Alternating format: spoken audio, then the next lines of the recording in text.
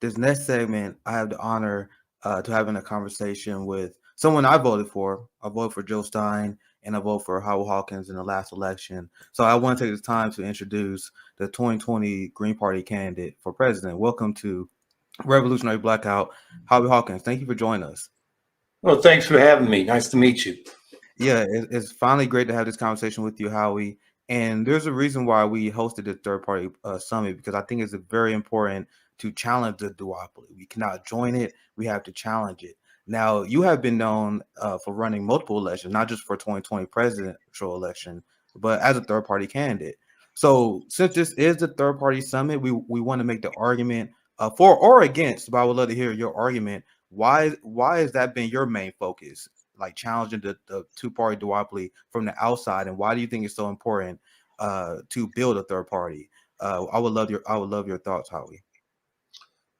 Well, I came to this conclusion as a teenager in the 1960s. And as we're headed toward the 1968 election, the Democrats and the Republicans are dragging their feet on civil rights. They're losing the war on poverty in the U.S. war in Vietnam. And I'm asking, where's my party? Where's the party that really does stand for civil rights and against poverty and for peace? So the Peace and Freedom Party was organized in 1967-68. I'm 14 going on 15. I couldn't do much about it, but they got on the ballot by registering a certain number of people in the party. So I'm pestering, coaches, community center people, adults to register in this party so they could vote against the war and for civil rights and a real anti-poverty program. And then after that, the Peace and Freedom Party and other state level parties formed a federation called the People's Party, 1972 and 1976. They ran Dr. Benjamin Spock, who was the baby doctor for my generation. Everybody knew who he was. And Julius Hobson, who had formed the Statehood Party in DC. And that was one of the affiliates of the People's Party. And that kind of broke apart in the mid 70s. So then the next round was the Citizens Party, where we ran Barry Commoner, the nation's foremost environmental scientist at that time, along with LaDonna Harris, who was a Comanche Indian who happened to be the husband of a former senator, Fred Harris. And that kind of fell apart in 84. In fact, we had our first Green Party organizing meeting in the same city as the last convention of the Citizens Party. They were down the road. I went over there Saturday night to see what they were doing. It was just coincidence that we were there. So anyway, the Green Party stuck. And there have been, 4 or 5 other, serious attempts to form a third party on the left since 1984. And they all ran out of gas or folded up their tents. Or one of them went into the Democratic Party effectively, the Working Families Party. So all the reasons I had in the 60s, we got a new nuclear arms race. And these are the themes I ran on, proactive peace policies, including disarmament initiatives. Second thing was economic Bill of Rights. That's what was first broached on the March on Washington in 1963 for jobs and freedom, and was part of the Poor People's Campaign. They were demanding an economic Bill of Rights, and that's what we're still campaigning for. The Democrats don't have one. The Republicans don't have one. And then the third thing was an eco-socialist Green New Deal. And this addresses the climate crisis. And I was the first candidate in this country to run on a Green New Deal in 2010, running for governor in New York. And it became the signature issue of the Green Party in the 2010s. Jill Stein made a Green New Deal for America, the theme of her campaigns in 2012 and 2016. And it was popular. In fact, it got picked up by some progressive Democrats.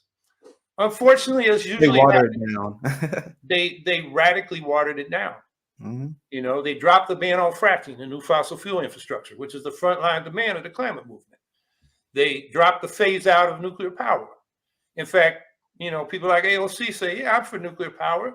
It's carbon free, which is, once they're built, yeah, a little bit. They're backed up by diesel generators, as we've seen in Ukraine recently. But the worst problem is all the money they spend trying to build them, and they're not very successful in building them. They usually get cost overruns and construction delays, all that money could be put into wind and solar and heat pumps and other renewable energy sources. So they dropped that.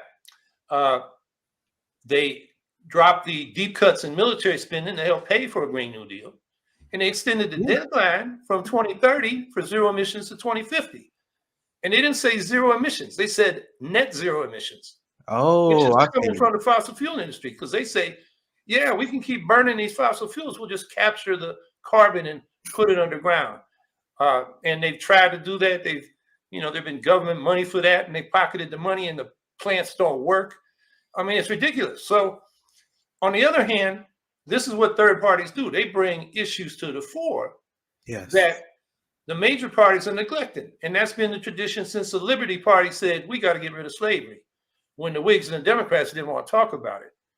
And you can go through the whole history of the farmer labor populist parties in the late 19th century, the Socialist Party and the progressive parties of in the local labor parties of the early part of the 20th century, right down to, at least the Greens got the Green New Deal talking about. So that's why we run. We make a difference even if we don't win the office, because we move the debate. Yes. And we leverage the whole political system toward us, because, in most of these issues, a Green New Deal, Medicare for all, tax the rich, people can go out and protest and demonstrate and lobby and make phone calls and show up at the public hearings all they want. But the Democrats ain't going to take you seriously if you don't compete for their votes. And then they got to deal with the issue. Otherwise, they can say, yeah, we're with you, and then they're not really. So that's why it's so important for us to challenge them from the left. And even if we don't win, we move the system. And I know I've been going long for the first. No. There's so much great things that you said. I was actually going to ask you about the Green New Deal as well, because this is the stance that you guys have on the military and the fact that you guys actually take climate change seriously. Because this is actually how I got started out as an activist, organizing with KC Sunrise. And eventually I got into the Bernie campaign, became a citizen journalist, and now I'm doing what I'm doing. It all started with the climate crisis. I was more of I always joke, I was a nerd before I was into politics. I rely about science, rely about history as well. But the climate crisis was one of those things that freaked me out. And there have been studies that have been shown that people in my generation has a ton of anxiety because of this issue. And now when you look at who is the largest polluter in human history, we have the United States military, which why I was glad to see that you had on your platform that you guys wanted to cut the military budget by at least 75%, which I think that you have to advocate for that if you're going to be serious about challenging climate change. And that's something I learned earlier. I wasn't even that well read about the progressive Green New Deal until I learned they allow fracking. Then they allowed the military industrial complex, and then you see how the progressives started to hedge. Now you call yourself in the Green Party as an eco-socialist movement. Now I have been critical of other third parties, especially libertarian, especially the Andrew Yang party, because I see if you're running as a capitalist, it seems like you're running just to replace the duopoly and become the new oppressor. So I just want to ask you, why do you embrace the eco-socialist label, and why do you think it's important to challenge capitalism? If you want to take that question, Howie. Sure. Well, capitalism is based on endless growth. It's an imperative within the system. Every capitalist firm has to grow or they're going to die, because they're in competition in the market. That imparts a growth dynamic that has no regard or any sense of reciprocity with the environment. So it just consumes the environment. It's inherently anti-ecological. It's also exploitive. You don't get the full value of your labor. The capitalists take some of what you value you created by working and pocket it for themselves, even though they didn't do the work. I mean, that's theft. But that's the way the system works, and it creates more and more inequality. And particularly, we first had the New Deal, which had some regulation of it and some social programs. For the last, 50 years, we've been in a neoliberal phase, which means deregulation. The rich get subsidies, but the rest of us pay taxes in a system that's more regressive. So actually now we pay higher tax rates, all the taxpayers, than the top 1/10 of 1%. It's pretty much a flat tax when you count local, state, and federal taxes. The payroll taxes are a flat tax and so forth. So all these changes since the 70s, it's created more inequality. That's capitalism, run amok. So, there are two basic reasons. And then the third I would add is that capitalism in all the countries of the world are, one form or another capitalism. And, the bigger ones, that creates an imperative toward imperialism, you know, trying to dominate and influence other countries to get their resources, their cheap labor. And now in the case of, Ukraine, just take their land and destroy their government. So capitalism creates these inter-imperialist or inter-capitalist conflicts. And, this is a life or death issue because the world's got nuclear arms now. And if we don't change the system, we're going to have a war one of these days that is going to go nuclear. And that'll be the end of everything. So we got to change the system to deal with these social problems and environmental problems that we're facing. Now, ecological socialism, socialism in the 19th and 20th century was about expanding production to end poverty. But now we're at this place where we're so productive, we don't need to, improve the technology to be more productive or to produce more stuff. We need to distribute what we produce more fairly and probably stop producing some of the stuff that's particularly damaging. So that's why we say ecological socialism, a socialism that meets everybody's basic needs within ecological limits. So it's a change in what the socialist tradition has normally put as a top priority, which is to expand production to end poverty. Now the problem is distribution and limiting production within ecological limits. Absolutely, and that's a great discussion, and we've been highlighting how capitalism is the highest form of imperialism, and in order to be anti-imperialist, you have to be anti-capitalist, and that mechanism is what leads organizations like NATO to be this hostile military alliance that overthrow countries so they can sell arms to them, and you always have this giant military-industrial complex that will continue to fund a war. So this is why it's very important to challenge our society through an anti-capitalist lens as well. And now there are a lot of people who they want to run away from this. And I want to ask your opinion on this, Howie, as well, because I see some people, they run third party and they advocate for populism over socialism because they're afraid of like the backlash. What is your general opinion about it? Do you think uh, people should continue to champion socialism? What do you think about like this populist movement versus like socialism? Do you have an opinion on that before we move on to the next question? Yeah, in terms of what we're actually fighting for, it's got to be a democratic and ecological socialism. We got to change the system. The people that talk about populism I'm hearing these days have this, I think, stupid notion that you can get the right populists who are racist together with the progressive populists who aren't. That has been the Achilles heel of progressive movements throughout American history. There's a book by Robert L. Allen called Reluctant Reformers. And he goes through all the, progressive movements, even going back to the abolition movement, where, the white leadership would compromise on the question of racism, hoping they would get more white people involved in the movement. Of course, then they lost the black people. You can't have class unity without racial unity. And so you got to deal with the question of racism. And what I hear the populists, they're trying to, brush that under the rug, calling it identity politics and stuff like that, rather than dealing with, you got to fight racism, and you got to, you got to do that if you're going to have the working class united so they can take power. And I'm glad that you brought it up like that, because when we talk about this issue on International Leftist Coalition, I talked to Dr. Kareem Patel, Dr. Kareem Patel and Dr. Peter Beatty, and we make the argument, and I continue to do so, that class is related to race. So when you deny people, and I've been very impressed by the Green Party because you guys actually are willing to challenge the liberal establishment, the white capitalist class, by supporting reparations, because that's a debt owed. And when you look at the wealth that is extracted, it is literally justified using white supremacy.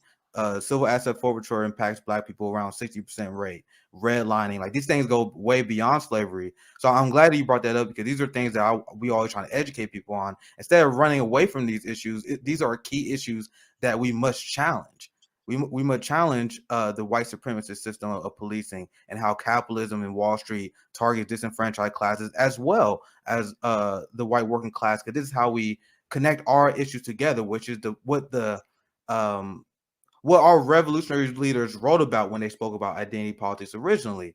And now this powerful concept was hijacked by the liberal class because they see how if I'm a black man, I can connect my issues to with an indigenous person, and I can say, "Yo, we both being exploited by capitalism. We both being exploited by the military-industrial complex." So I seen the liberal class kind of hijack this very positive solidarity term that existed for a very long time and use it to like bastardize it. But that's a whole nother subject because I see, and now I'm gonna shift gears slightly, and I'm gonna ask you this question because I see the Democratic Party as the most effective evil, and there are a lot of people who get it twisted, not because Republicans don't want to be more evil than the Democratic Party. It's just that I truly believe, looking at the Clinton era, looking at what Joe Biden accomplished now, where he's actually getting away with more state violence than Donald Trump, I see them as the more effective evil. So it really disheartens me when I see people continue to fall for the lesser two evils, which statistically they have when you look at the Green Party voter numbers. So I'm gonna ask you, why do you think people are so hesitant? I asked Dr. Joe Stein the same question. Why do you think people are so hesitant to support their party despite the incredible crimes against humanity our ruling class it commit against us on the end, the blatant lies of the ruling class? Why do you think people are so hesitant to pull the trigger? Well, first of all, let me agree with you're using a phrase that Glenn Ford popularized. Yeah, I learned a lot from that brother. Absolutely. Yeah, and he was pointing out that Clinton, and he particularly focused on Obama, they basically carried out the Republican program, and they were more effective in getting it done because they were Democrats. And in Obama's case, he was a black man. So people said, well, he's got to be on the right side. So in a way, they were more effective than the Republicans were when they were in power and getting the program through. On the other hand, I definitely think the Republicans are the bigger danger.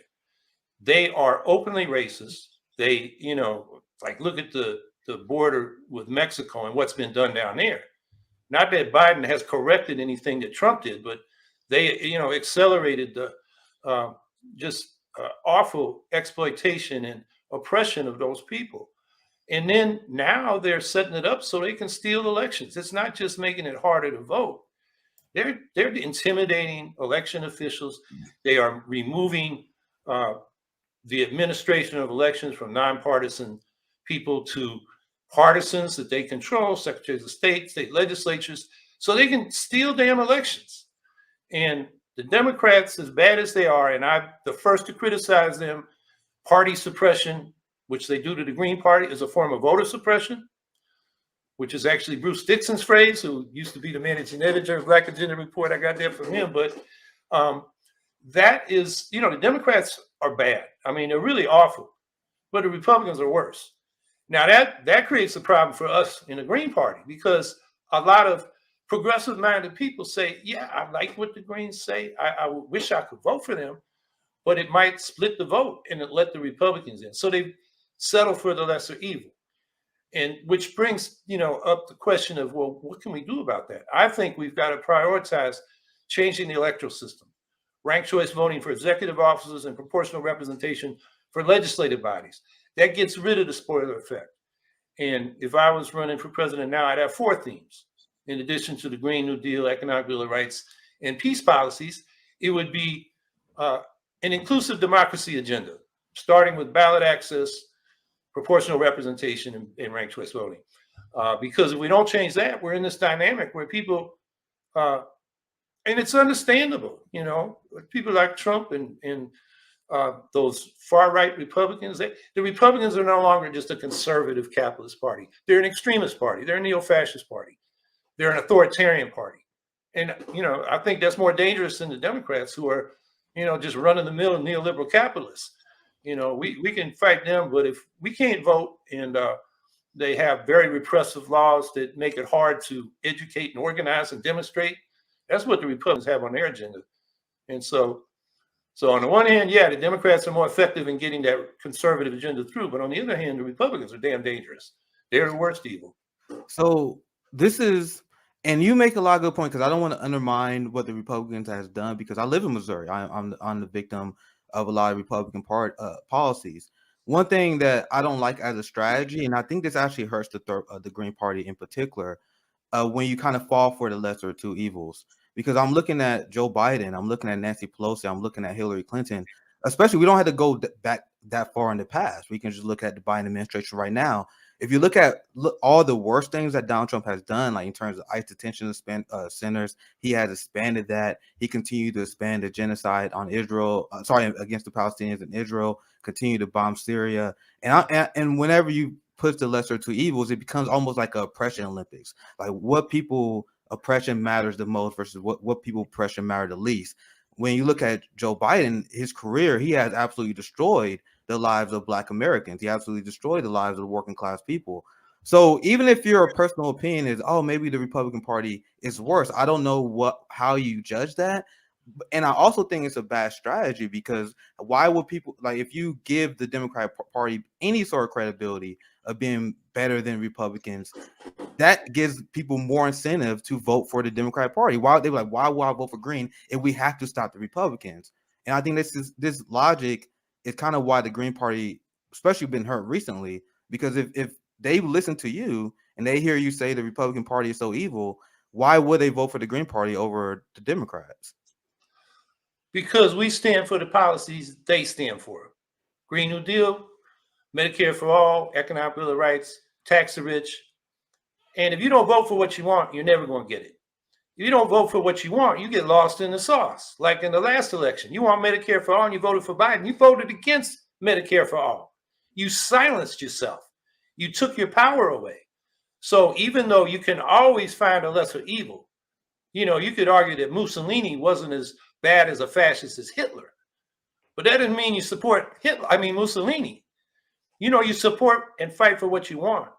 So, I always advocate voting for what you want. That at least registers your voice in the process. And then the other argument you get is, oh, only the privileged can afford to vote for a third party, as if the Democrats are delivering on helping people out of poverty and economic hardship. They're not.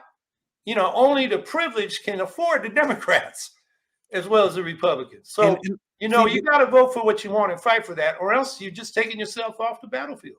Yeah, I love everything you're saying. I do hear a little bit of a contradiction. Like you like, if you're a homeless person, if you're a Black person, you continue to be brutalized by the police state. If you're homeless and you're being brutalized by the police state, that doesn't feel better under a Republican president versus a Democrat president. And I just personally think we can move. I want to pass it back to you and we can move on. I just think it kills the revolutionary spirit needed to uplift the third party when you dull that spirit by saying, the Democrats are not as bad as Republicans. Even though you do say the Democrats are really bad, you do tell people that they shouldn't hedge their vote. I just think it's not a. I think it really hurts. I think it undermines the argument that we want to make on why we need to build a third party. But I'm gonna toss it back to you if you want to add anything to that, and then I can move on to the next question. Well, I think most people can tell there are differences between the Democrats and Republicans. If you don't acknowledge that, then you're not being real with people. So I think that's where you got to start. But then make the argument that you got to vote for what you want. If you don't vote for what you want, you vote for Biden on the issues. If you want Medicare for all, or a real climate program, or have the rich pay taxes so we can provide the social and public services we need. If you vote for Biden, you're voting against that. So what's the point? I mean, I think you can, acknowledge the reality that there's a difference between the Democrats and Republicans and still say the most powerful thing you can do is vote for the Green Party. So the last thing I'm gonna say on this, because I vote for you for the Green Party for a third party in 2020, and I voted for Jill Stein in 2016. The reason why I did this because when I look at Hillary Clinton, I look at Joe Biden, and I would love to hear your thoughts on it. I don't understand how anyone can possibly, when you look at their track record, and I don't know if you want to look at local party, like what do the local Kentucky Republican Party does compared to the local like Florida Democratic Party, but when you look at like the highest levels. When you look at Joe Biden, Hillary Clinton, I don't know how anyone can possibly make the argument like you are trying to make that they somehow are lesser to evils of Republicans when they tend to expand Republican party policy, like expand the Bush tax cut. And I just think it undercuts our message in terms of challenging the two-party duopoly to pretend that's the case, because Wall Street will continue to get power. The military-industrial complex will continue to get power. The police state will continue to get power. We will continue not to get health care. We won't continue to get wages, no matter who is in charge. So I think it's just a better strategy for the Green Party moving forward, just to call it out, and then that would make people more likely to abandon the two-party duopoly. If there's any hint, and the average, we in the weeds of politics, but the average person, if there's any hint in the message that the Democrats are better, they're gonna take it. They're not gonna be into the weeds probably like we are. But I do want to ask you this question here, because when I look at Joe Biden, when I look at Donald Trump, I'm looking at two horrific candidates, and I think both of them ran two horrific campaigns. And despite that, maybe I was a little naive. I had a lot of expectations. Maybe we can get a third-party surge, but it unfortunately did not happen. In 2020, I believe, and I think a lot of people would conclude that the Green Party really underperformed. I think there's a lot of good reasons why that is. But before we really dive into the issues, I kind of want to ask you a broad question of what do you think personally kind of slowed your campaign down in 2020, and what led people to continue to vote for the lesser two evils, which they did, instead of supporting third parties? Like, what do you think the biggest struggles that you guys are going through right now? Donald Trump. People scared to death of him. Progressive-minded people. And, the public intellectuals we got, such as they are, did a series of open letters telling people they got to vote for Biden and not Howie Hawkins. And then, I was so blanked out of the media, I couldn't even get my responses published in the places where they published. I got it, Counterpunch was good. I got one of them in the LA Progressive. That was about it. So the intellectual leadership of the so-called left in this country spent more time attacking me than they did Trump. Mainly, I guess they assumed their people, already were going against Trump. So I think that, and this has been a problem on the left since the 1930s. In 1936, the communists pushed the Popular Front. And they said the way to defeat the fascists was to unite with the so-called liberal capitalists, the liberal bourgeoisie, FDR and the New Deal, and, similar situations in other countries. And so they went into the Democratic Party and never left. And they brought not just Communist Party members, but most of the, the periphery, the left that's not organized into parties. And by the 1950s, the Socialist Party had taken the same tack. They called it realignment. Michael Harrington's most associated with that. He's the guy that was really the founder of DSA, Democratic Socialists of America, which is now pursuing basically the same policy. We're going to support progressive Democrats, hopefully socialist Democrats. And so socialism, the ABC, the first principle was political class independence for the working class. Marx and Engels put that out after the 1848 revolutions and, addressed to the Communist League, which was a group they had in 1850. And it was a, first principle of socialist politics till the 1930s. Today, people that call themselves socialists don't even realize that. They're in an environment where it's 90 years almost now. The so-called left has tried to reform the Democratic Party. And if you look at the Democratic Party's policies, they've moved to the right because they take their left for granted. Economic class issues, they definitely move to the right. Take single-payer health care or Medicare for all. That was national health insurance under Truman. It was in the Democratic Party platform every year from 1944, it was 48, until 1992, when Bill Clinton kicked it out and went with what was the Republican program, which eventually was adopted as Obamacare, public subsidies for private insurance. That's what the Democratic Party has done. And then, you alluded to how they have used the so-called identity issues. So they mostly go for symbolism and a little bit of affirmative action and equal opportunity in the job hierarchy, but not the economic side of racial and gender oppression. So they appeal to the professional middle class in the cities, the cosmopolitans, who are for social equality, but who are less eager to pay more taxes for a real welfare state that provides the basic needs of everybody. So that's what we've got from having most of the left work within the Democratic Party basically for the last century, ignoring what third parties had done in the previous century in moving the agenda. So that's a big problem. And, the Green Party has swum against the current. I mean, we started when the Rainbow Coalition was the big thrust into the Democratic Party with the Jesse Jackson campaigns, the Obama thing, the first black president, and now, anybody but Bush in 2004 and anybody but Trump in 2020. Now, you said we underperformed. We kind of performed normally. Got about middle range for what the Green Party has got. It was a year like when Ralph Nader running as an independent that year. It was anybody but Bush in 2004. He got 465,000 votes. I had anybody but Trump. I got 405,000 votes.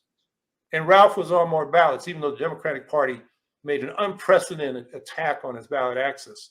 We've never seen it before or since on that scale. But, if I can get near what Ralph Nader got, who was a nationally known figure, I think it shows that the Green Party has a core base of nearly 500,000. People that voted for us, despite us not being on the ballot in nearly half the states. So, maybe you could nearly double that. That's still 1/3 of 1% or less of the people of the country, although the kids can't vote. But, roughly it's still a small fraction, but it's still a lot of people. And I believe it's, indicative that what we know from public opinion polling, the platform I ran on was more popular than Bush or Trump and Biden's platforms. I'm for Medicare for all. The people are for that. They both were against it. I'm for a Green New Deal. They both were against it. The public opinion polling shows the people want it. And I could go down through a whole list of issues. So, to me, it gets back to the voting system. It's winner take all. And so you vote for somebody who is not, one of the two major parties, and people feel like, well, my vote is going to be wasted. Although, of course, I argue against that. Your vote is wasted if you vote for one of the two major parties because you're silencing yourself and not voting for what you want. Absolutely. And you mentioned that the election system has to be changed. I do think that's something that's giant. I've been doing a lot of research into star voting recently, and that is a system that pretty much makes it so you don't even have to vote for the lesser of two evils. Now, one big reason that you gave on in terms of more people not voting green, because as you mentioned, you said the voting remained around steady. The reason why more people not continue to vote green because things are getting worse is because of Donald Trump. Now, I will argue there's a lot more that goes to that. I will argue that because, and this is something that I don't think you could have helped because there was a much bigger media blackout against you than there was even against Joe Stein, who was already blacked out. But I want to ask you, how can the Green Party improve and continue and overcome the challenges? Because if you think that the Green Party has a brighter future because maybe Trump may go away, I have bad news for you because I have a Missouri senator named Josh Hawley who may run for president. There's a DeSantis in Florida. You got, and I look at all these insane up and coming Trump-like Republicans. So if you're putting blame on Donald Trump for the reason why the Green Party is not growing, I want to ask you, what can you guys do better? What can you guys change? Because that problem is not going to change. Because even when Donald Trump steps down, you're going to have Josh Hawley. You're going to have DeSantis. So you guys are going to continue to fight this battle that you claim is the biggest obstacle. So what can you guys just flat out do better in order to get the message out that people need to stop voting for the two-party duopoly? Well, let me first say the problem's got worse since 2020 because the Republican Party is now basically trying to set it up to steal elections and become, an authoritarian ruler of this country. So it's worse. And DeSantis and Hawley and a whole lot of other wannabes represent that, which means for the progressive-minded voter, they're going to have that dilemma. I got to vote against the Republicans by using the Democrats, even if I don't really agree with the Democratic platform. So what that does for me, and why I say if I was running again, I'd have 4 top issues, and the fourth one would be electoral reform. We need, for example, for president, we need a ranked choice national popular vote. And for Congress, we need proportional representation. There's even a bill in Congress for that called the Fair Representation Act. Although the progressives haven't jumped on it. And we should be shaming them into, getting on that and making it an issue. And I will say, what gives me optimism is that ranked choice voting is growing. We have basically doubled the number of jurisdictions. It's over 50 now than we had going into the 2020 elections that have ranked choice voting. And I think we got to expand that to get ranked choice voting in multi-member districts, which gives you a system of proportional representation for legislative bodies. So, that's where we got to expand the ranked choice voting movement. So we got to win those reforms. In the meantime, I think, actions and deeds speak louder than words. The Greens have elected over 1,500 people since our start to local office. There are over 100 in office now. There should be thousands because we can win those races. And, people on the left should get off the couch and stop narrating the movement on their keyboards and go out and talk to voters. I mean, one thing about running for an election is you get outside your usual circles. You got to talk to a lot more people. And you're going to hear a lot of things that you're not hearing from your usual circles, which gives you, a lot more knowledge about what's going on and what the issues are among the people. I mean, I've gone into campaigns thinking I got, these 3 issues, and then hearing from the people, there's another issue they want solutions to. So all that, I'm just saying that we got to run more people. The left has got to run its own candidates, not have them get lost in the sauce of the Democratic Party, where they make the Democratic Party look better than it is. Absolutely. And there's been a lot of discussions about the role of third parties and what they play, because there are a lot of people who lost faith in electoralism as a whole, like even going through third parties. So I want to ask you this question, because this is something I actually want to see third parties improve upon more. And I know that you are a longtime union activist, healthcare activist. And I want to see what your thoughts on having third parties work as a worker class movement. We had a general strike summit as well. And you bring up a lot of issues like election reform. Even when I look at the Green Party platform, these are amazing things. So I'm going to ask you kind of more about strategy, because the only reason I call for a general strike, not just to be alarmist, but I don't think we get election reform. I don't think we get healthcare reform. I don't think we get those things without a general strike. So I want to get your thoughts on whether the Green Party can do more on working with worker class movements, and do you endorse a general strike? What path do you think the left should go in embracing change? Because I don't think we're gonna get anything through the ballot box. But I would love to get your thoughts on that, Howie. Well, the movement and the party got to work together. So the party gives voice to the movement in the electoral arena. It forces the people in office, particularly the Democrats, to deal with those issues, because now we're competing for votes they take for granted. And they can just let these movements roll off their back, like water off a duck's back, because there's nobody competing for that vote. The peace vote isn't going to the Republicans. The climate action vote isn't going to the Republicans. The racial justice vote isn't going to the Republicans. And the Democrats can take those votes for granted and not deliver anything. They can just talk about it a little bit. So electoral politics has got to be part of it. It amplifies the voice and leverage of the movements in the streets. On the other hand, if you're just electoral and you're not involved in those movements and you're not supporting them, then you're going to end up, if you do get elected, not being held accountable and pushed forward. And then you're going to have people that are going to decide, well, to get reelected, I got to make these compromises. Or even, and we've had this in the Green Party, switch to the Democratic Party because there's more money there. And I get reelected more easy. And the Democrats, if you get in as a Green, they're going to try to co-opt you that way. And then double cross you. Because I know cases where the Greens said, okay, I'll become a Democrat to get this money. And then they primary that person and they lose. So anyway, I forgot what the original point was. That was okay. I think you made a really good point. I kind of want to shift gears once again. I think we got another 15 minutes or so.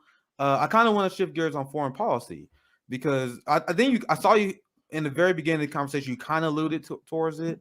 And as someone, and if you watch my reporting and based on what I find important, I think foreign policy, state violence, and the class war is the most important.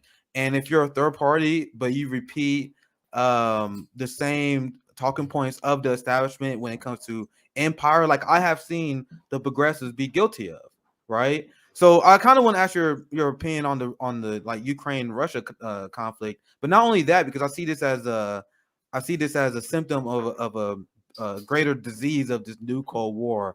So what is your general take on the direction of the U.S. empire and this like Cold War that now almost turned into a hot war against Russia? They're pretty much fighting Russia through Ukraine. I kind of want to get your thoughts on that issue in general, Howie, if you want to share.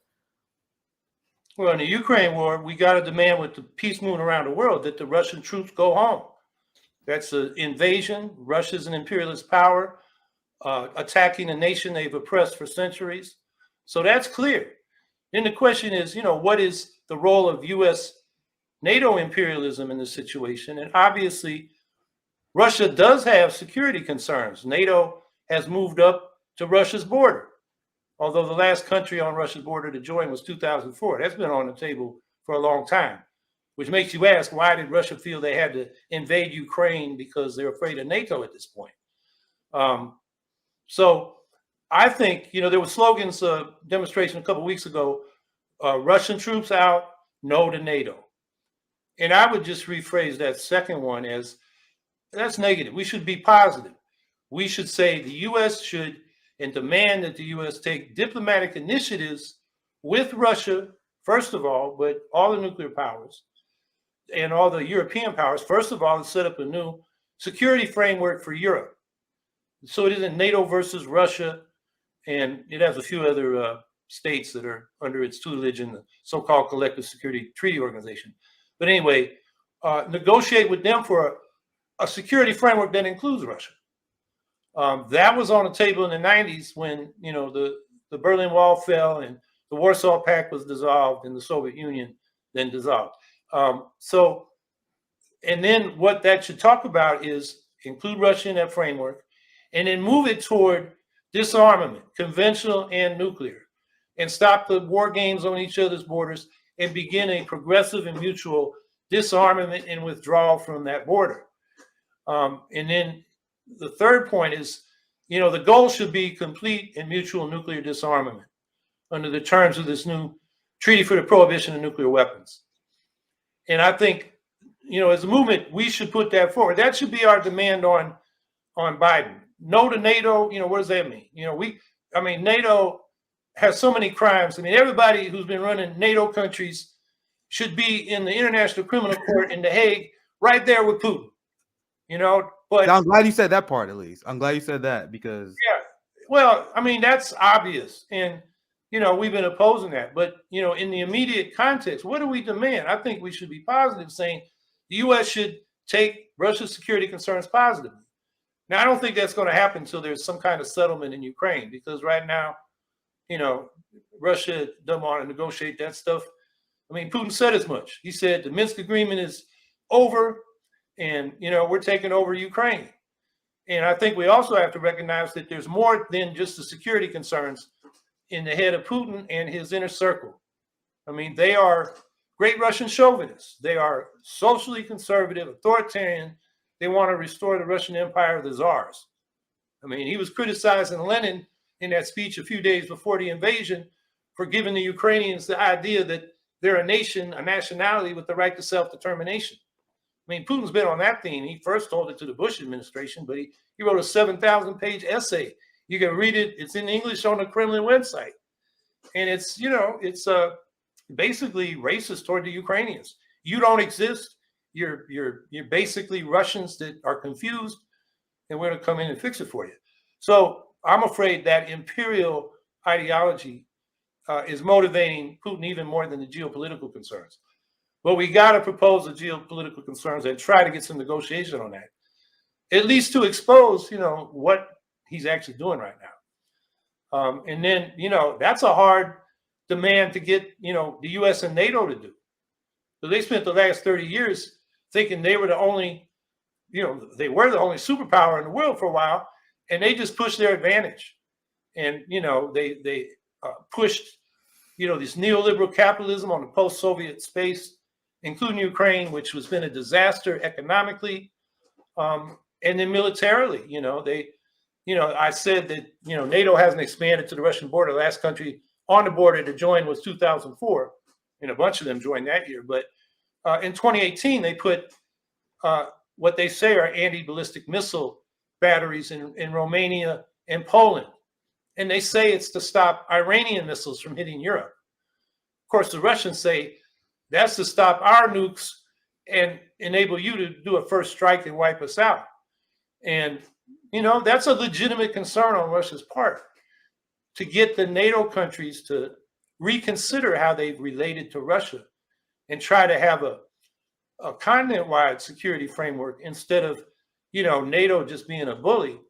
I mean, that's going to be tough. But I think this war should enable us, and it'll take a while to put this on the agenda, because where that agenda leads is nuclear disarmament.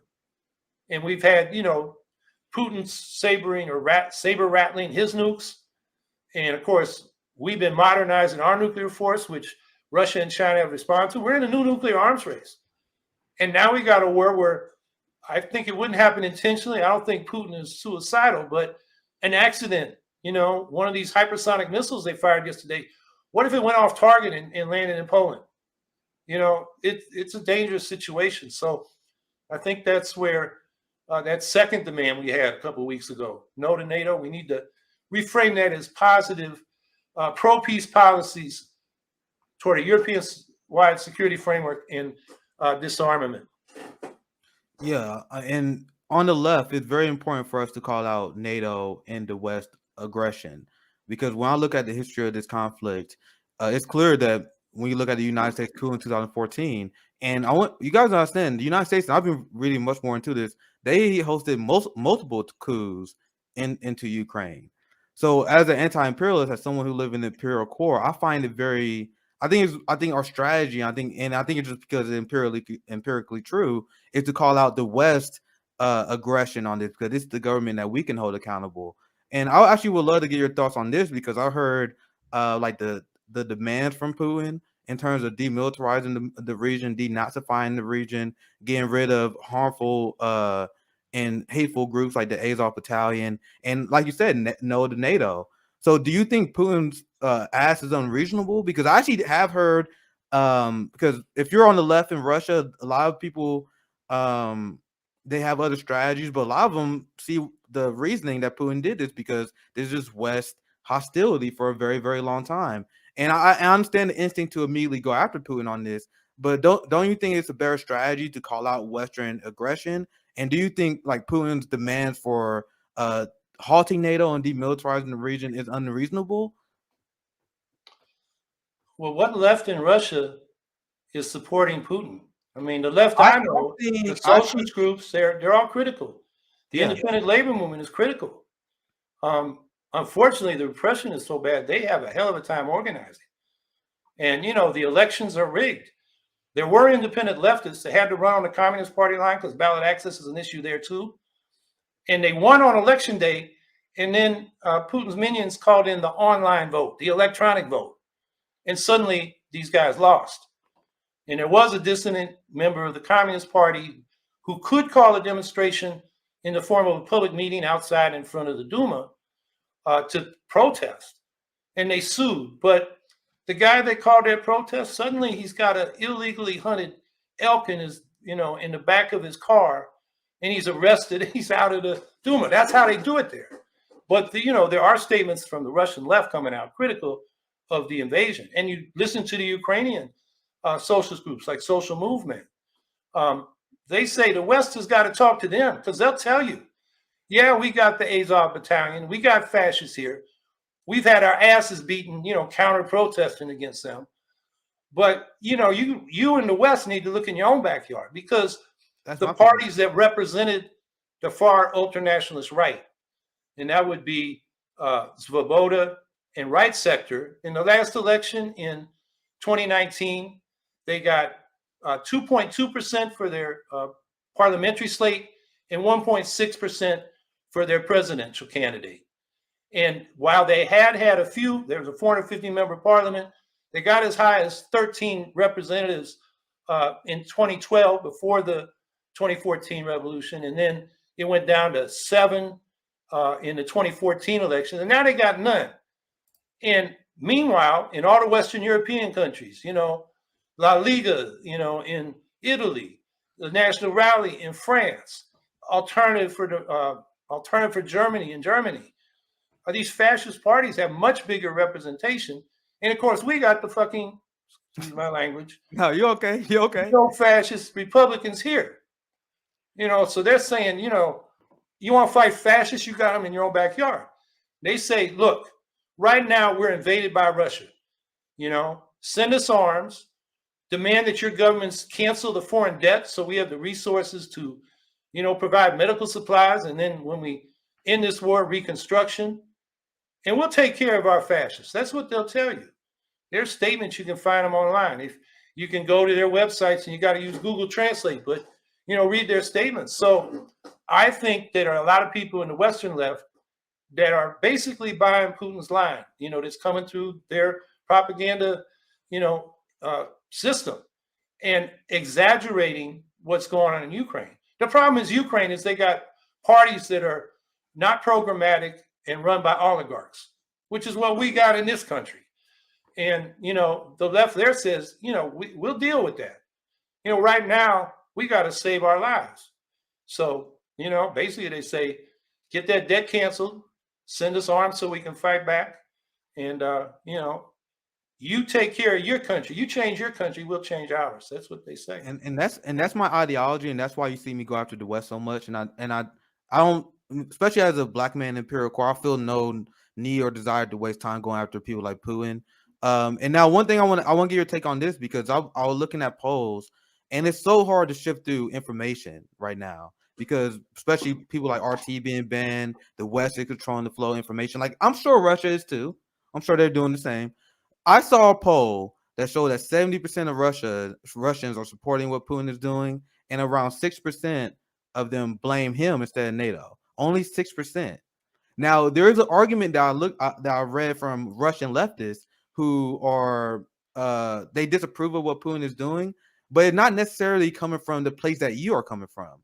I've seen Russian leftist criticism of Putin, and a lot of these Russian leftists, they argue, they've been one of the main people that arguing that they need to resist NATO encroachment. Like, they were extremely anti-NATO. They've been following what's going on in Ukraine, but they disagree with Putin's tactics, because their mindset, the Russian left, based on what I've been looking into, their mindset is they want to halt NATO expansion, the same way that Putin claims he wants to, right? So they criticize Putin because they said his Putin's tactics actually made things worse, which it had. And I actually agree with that criticism, because if you're a Russian leftist and you want to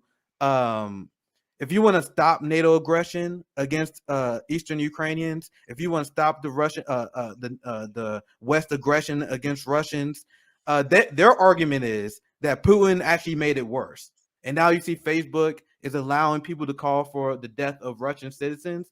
So their argument, the Russian left argument, is arguably correct, because now you got the world that has been whipped up into this insane hysteria where nuclear war is possible. Now people are doing hate crimes against Russians, and that's the criticism that I have seen.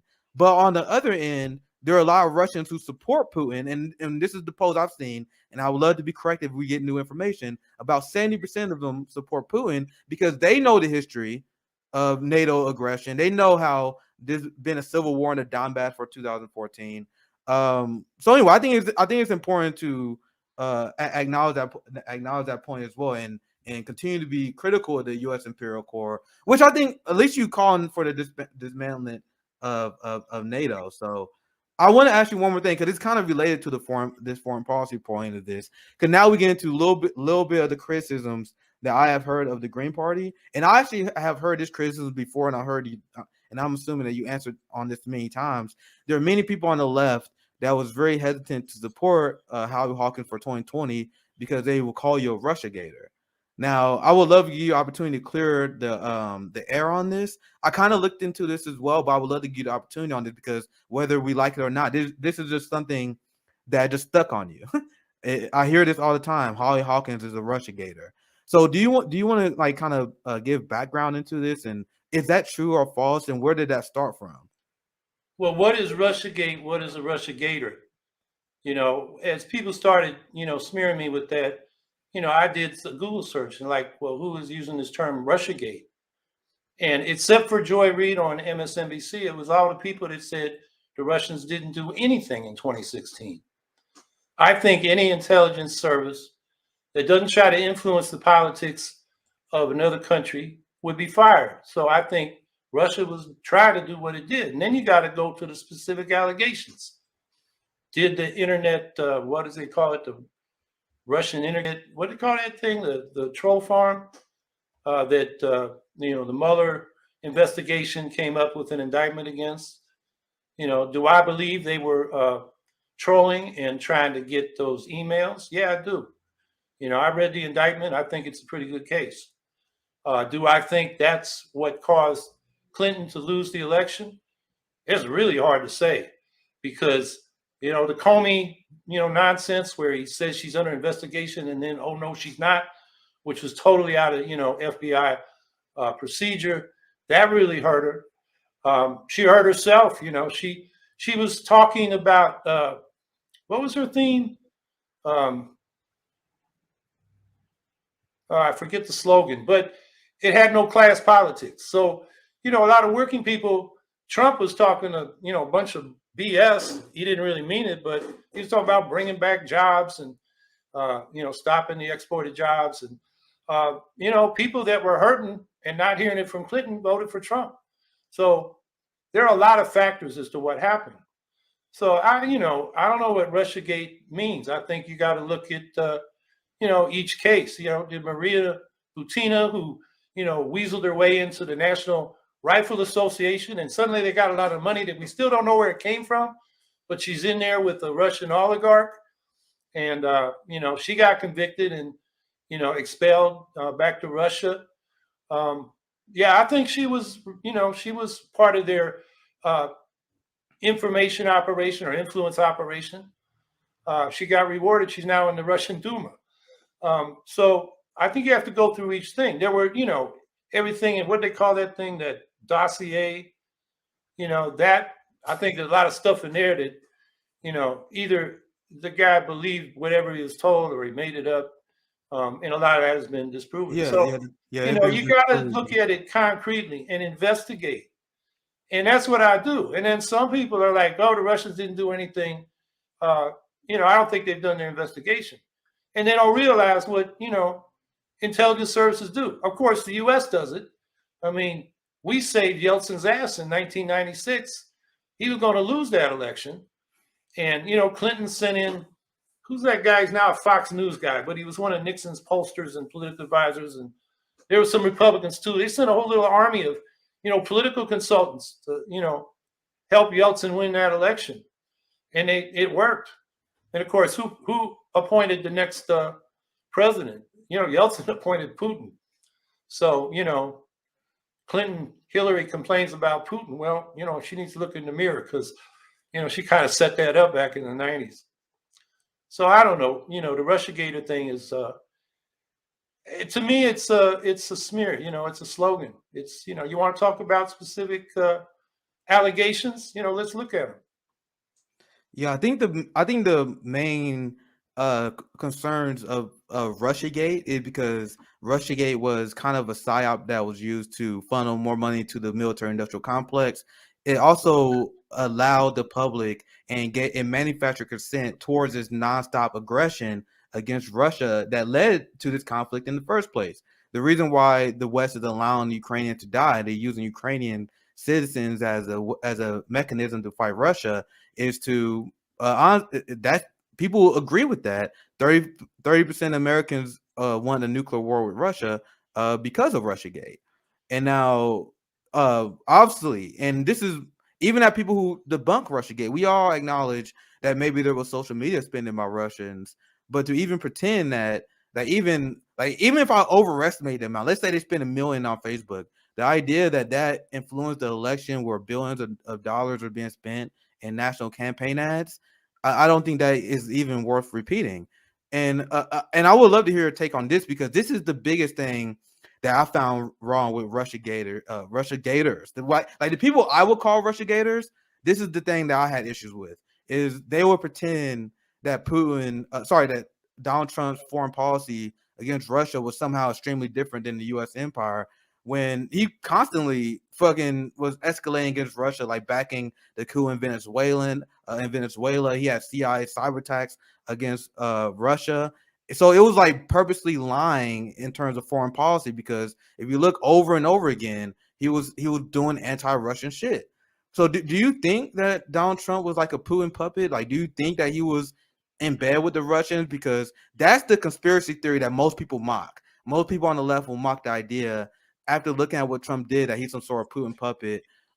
Yes, the Russians may have preferred him to Clinton and Biden because they've been psychopathic against Russia for a while. But I just want to get your last talk on the Russiagate, and I have one more question, and we can wrap up. Like, do you think like Trump was a Putin puppet? Like, do you think like Russian social media ads really influenced the election?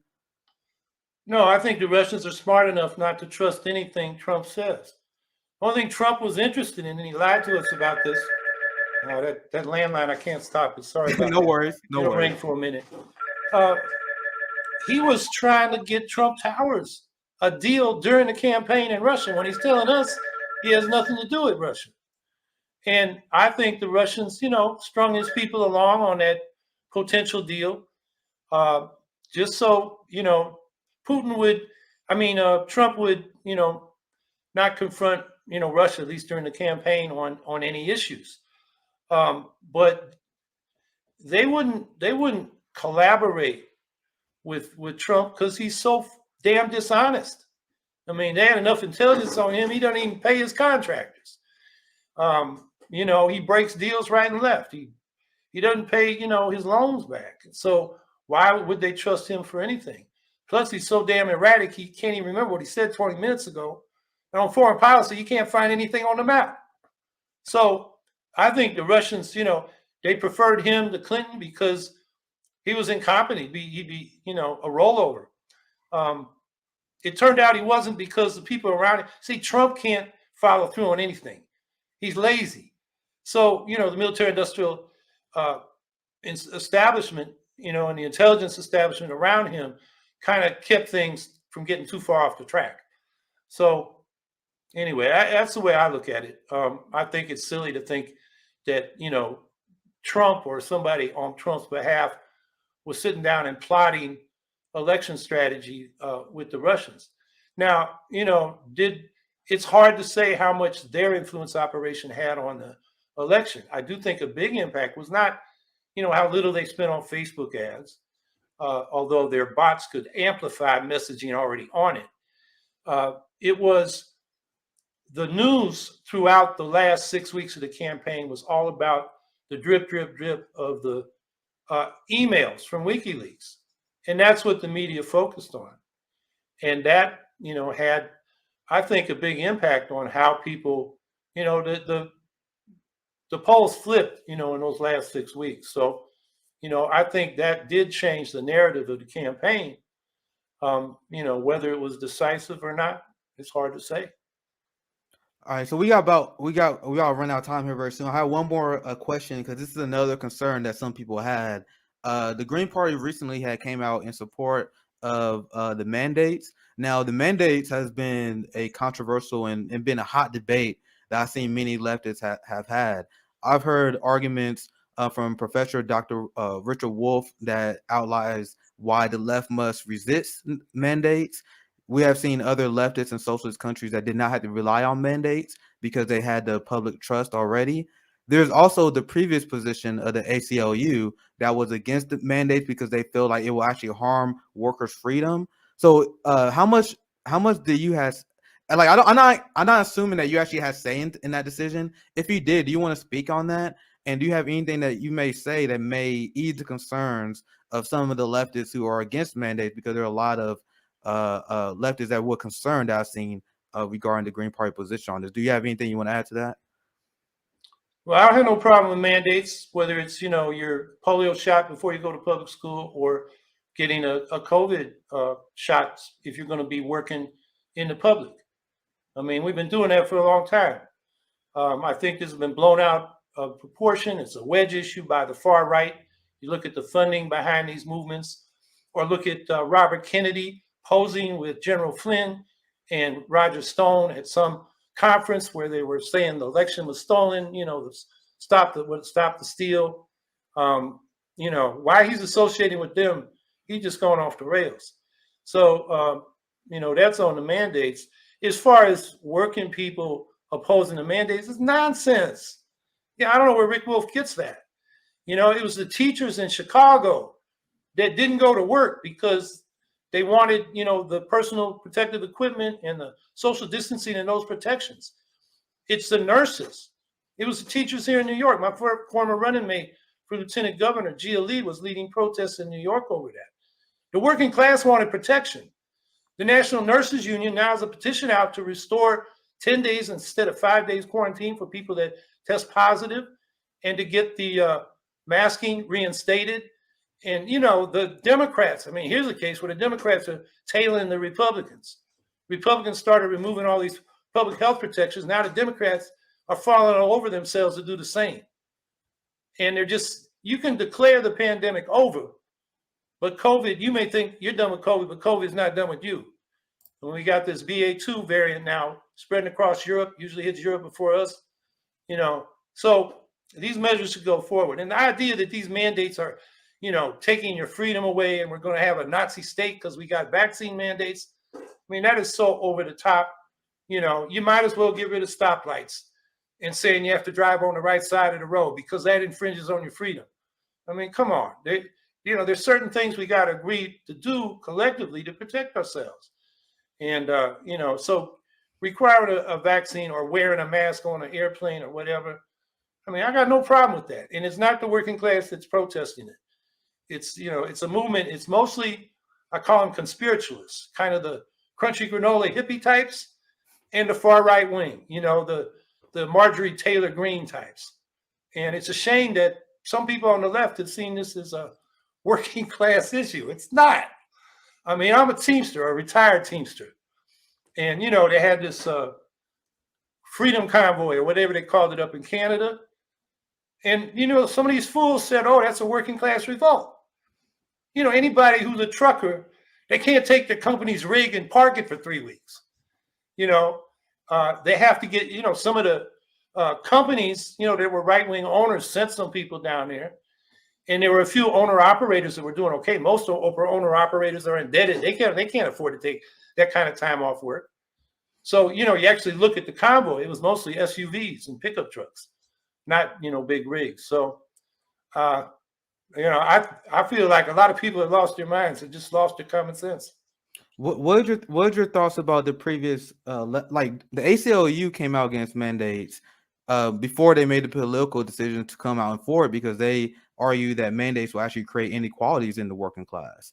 And there have been a lot of countries that are significantly to the left of the United States, like Cuba, that didn't have to rely on mandates because the point of having vaccines, that if you believe the vaccine work, you need to have public trust. And actually having a mandate actually is counterproductive, even if you want people to get vaccinated, because forcing people to have medical procedures would make them more inherently reluctant, and they become disdainful. So do you understand the argument that the ACLU used to use before, that you had to have good public health policy, build public trust? And I personally see mandates as being counterproductive, even if your goal is to vaccinate as many people as possible, because there have been many examples how these mandates tend to be counterproductive and make people hold out more.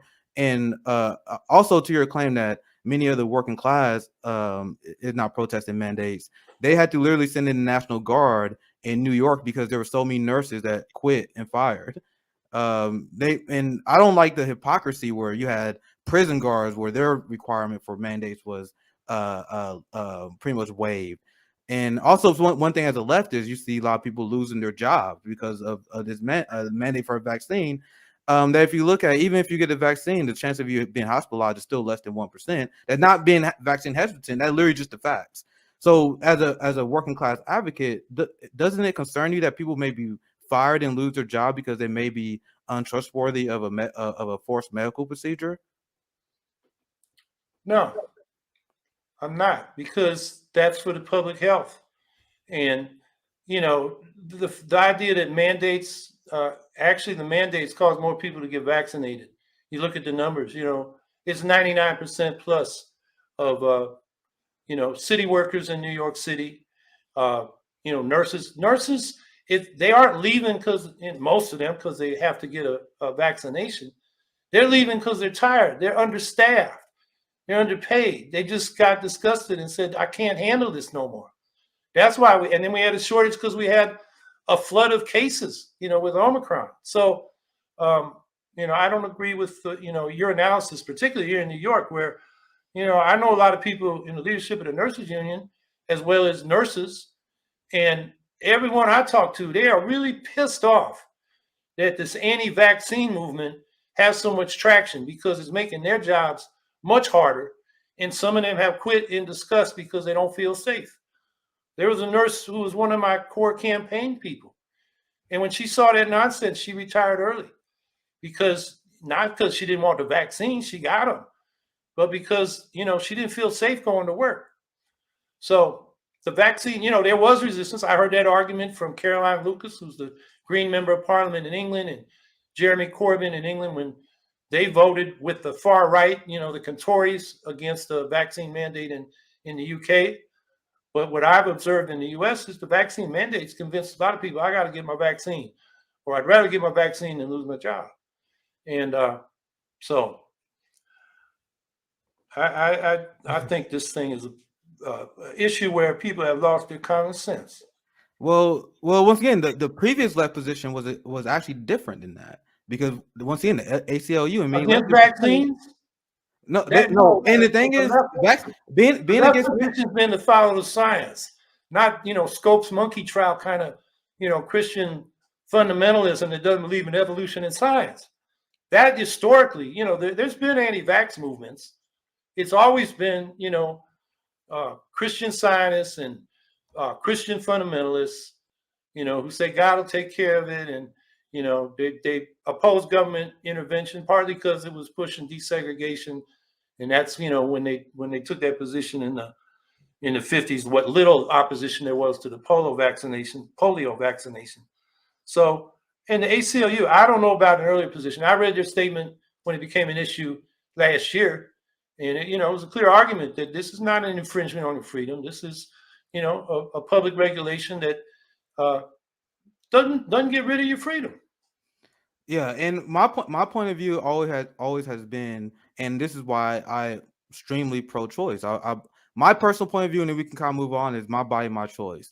And when you look at, and I don't think it's even being anti-science being anti-mandate, the same way it being anti-mandate is not being anti-vax, despite kind of what you said, because there are a lot of people who are against the mandate, but they got the vaccine because they believe in the leftist principle of my body, my choice. Now, when I look at it empirically, when I see people get the vaccine, but they still spread it, that means the vaccine does not stop the spread of the virus. So if the vaccine does not stop the spread of the virus, it doesn't make sense to have a callous response and saying you don't care about people being fired over a vaccine that doesn't even stop the spread. It doesn't even stop. The vaccine reduces the spread. The science is clear on that. Yeah, but it doesn't stop it though. And if you vaccines, personal freedom, you assume the risk. And people who are against the mandates, we follow the science, because if you look at the numbers, the amount of people who get hospitalized because they don't have the vaccine is less than 1%. So why would you ruin someone's life? Because the argument is you want someone to get the vaccine because you want to protect them, right? So you want nearly 1 million people's lives ruined because they've died from COVID, and their families ruined, lives ruined. They've lost loved ones. And a lot of that is because of these stupid white people that buy the Republican stuff and don't get the vaccine. And they go to their graves saying, oh, it's not COVID. I mean, that's crazy. Yeah, this is, we can talk about this a while. I want to move on to the super chats. I appreciate you indulging me. I'm just letting you know this is going to be something that a lot of people will be asking about, because I know it seems like you think that this is a left position, but there are a lot of people on the left that has a different variation. So I just want to let the Green Party be prepared. I have seen this. There've been a lot of pushback, but I do appreciate you indulging those questions. I do got a super chat for Jimmy. Thank you for the 999. Jimmy asks, mandates are right-wing authoritarianism and have zero science behind them. Everyone is going to get COVID. If you're for mandates, you don't know the science. So that's for Jimmy. Thank you for that super chat. Do you have anything? I'll give you the last word in response to that super chat. anything you want to add that Well, may? yeah, I hear this all the time. Somebody sent me a clip of a Jimmy Dore show about, against vaccines, and he posted a CNN headline from about 6 months earlier that CNN soon dropped. And it had to do with the question of how effective people were vaccinated, how the reduction in the spread of the virus was. That was just dishonest. And so, I don't think Jimmy Dore is a good source on the science of vaccines. Let's put it that way. So we have a few more comments here I want to get to. Nick, how can the Green Party become a more active partner of the new left? So I think they're kind of asking for strategy. Once again, there are a lot of people that have been impacted, have been hurt by the mandates. A lot of people on the left that are not for it. So that's going to be a very tough bridge to climb moving forward, especially once again, just me knowing people I know. But what is your strategy? I'm gonna kind of reframe this question as well, and we also can kind of have this as a send off. Could we get into the last 5 minutes here? What do you see as the strategy? How is the Green Party going to adjust? Like, what do you see the Green Party needing to do moving forward in order to expand this movement? And then we can give you your final thoughts after that. Well, I think we need to run more candidates and win more local races. Like I said before, deeds speak louder, actions speak louder than words. A good example, it convinces people that it can be done. So I think that is probably the most important thing we can do, along with pushing for these electoral reforms. Like I said, we're gaining in terms of ranked choice voting, and we got to expand that to proportional ranked choice voting and multi-member districts. I think those are the two things we can do to situate ourselves to expand from local offices to state legislatures and the House of Representatives. And when we have a caucus in the House of Representatives, it's going to be hard to blank out a Green Party candidate for president. So I think that's the path forward. All right, we just got one more super chat from Justin. Thank you for the $20. Howie is not in line with our Green Party platform, which is against forced vaccinations. Howie does not represent many Green views on this issue. Hoping for a better candidate. Do you have anything that, just in response to the super chat, like what can you say that may ease to concerns? And I know it seems like you want to say that there are no working class people that are against mandates, but I'm telling you, Howie, there are people that do not like the idea of the government telling them what to do with their body. So and I know this comment may seem a little bit harsh, but do you have anything you want to respond to? Any last things? And I don't want to, we get near the end, so I don't want to beat this to a dead horse here. But anything else you want to respond to? Well, there's nothing in the Green Party platform against mandates for vaccinations. It just isn't. Whoever Justin B is, he need. If you find a point, something in the platform that says that, let me know. You can find me online, HowieHawkins.us, and let me know. But I've never seen that. All right. And I didn't say there are no working class people against vaccinations. I said, I was speaking to the working class as a whole. Those teachers in Chicago, nurses in New York, they're exactly the opposite. And they're pissed off at this anti-vaccination movement. That's the working class I know. I come from the working class. Okay, I wasn't trying to put words in your mouth. I was trying to make sure I understand what. Thank you for clarifying that. So anyway, let's get to the next super chat. So thank you for $5. Don't do this, Howie. We have the high ground on the mandate debate. You got lost in the sauce. Anyway, thanks for the $5, Luden. We did get to a few of these super chats. We got a few more because we got to wrap up here soon. Howie, if you want to interrupt me anytime to respond to the super chat, please do so. We got another $10 from Carrie Matthews. No vaccine mandates without universal health care and mandating that Big Pharma provide data on the vaccines. And as a leftist, they put this vaccine out and then they made it so you can't sue them. I made a post before. I'm like, man, even if you're for mandates, if you're for mandates, you better be for reparations for people who are injured for the vaccine.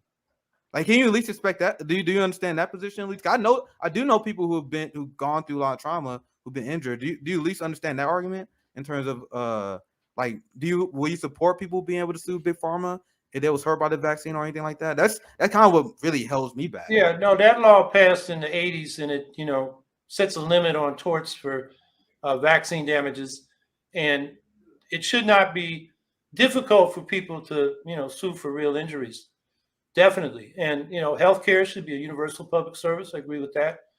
Pharmaceutical industry should be a public utility, shouldn't be private corporations where we can get access to the data. I think I talked all day with these different podcasts, but I think I talked about, no, that was an earlier one. This week we found out that the Biden administration watered down a proposal from South Africa and India to the World Trade Organization that they lift the vaccine patents so the world can get vaccinated. And Biden has his own authorities through the Defense Production Act and patent law where he could do that. Instead, he's protecting big pharma, as are some of the, particularly Germany and England. That's shameful. That came out this week, but wasn't a headline because everybody's talking about Ukraine. But that's that I have a problem with. If we had a publicly owned healthcare and pharmaceutical industry, it wouldn't even be an issue. Absolutely, and I apologize, guys. I'll try to put the last few super chats on the screen here. We run out of time. I try to read all the super chats I can. So I'll put the last few up on the screen. Thank everyone for the support, but we only had like 90 minutes, so I want to give Howie the last chance, last word in terms of any last thoughts you want to give in terms of selling the idea for third parties, why people should support the Green Party. I just want to give you a chance to give last thoughts. I appreciate you sticking in and joining us today. Any last thoughts, Howie? Well, I'll just sum up. We face life or death issues, the climate crisis, poverty and economic hardship is a life and death issue for people in those circumstances. They can't get housing, they can't get health care, maybe not even enough food to eat. We got a new nuclear arms race.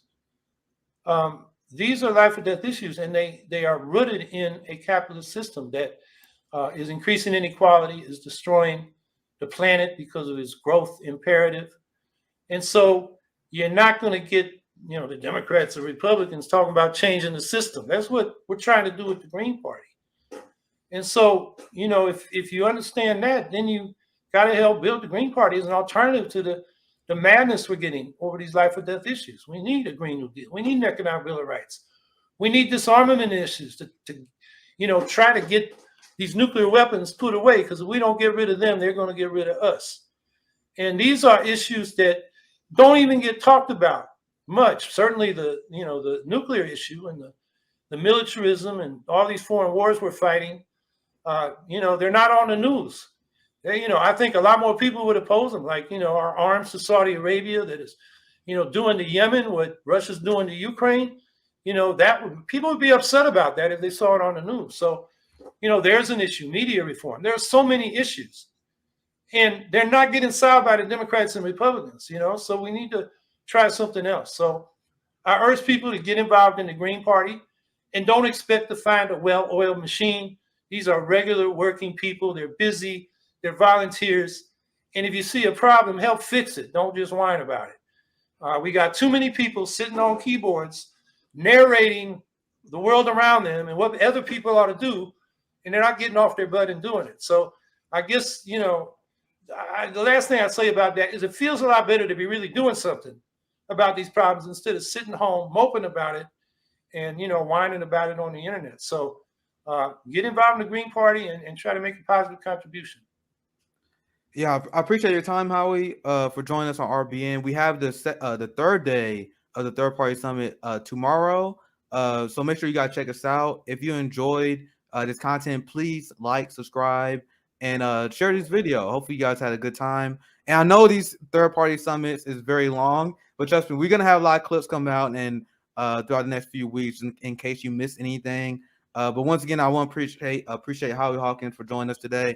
We will have Dr. Joe Stein as a feature. She'll be back on RBN tomorrow, so make sure you guys check that out. But anyway, this is Nick, SocialistMMA at Revolutionary Blackout. We sign out. Thank you guys for watching.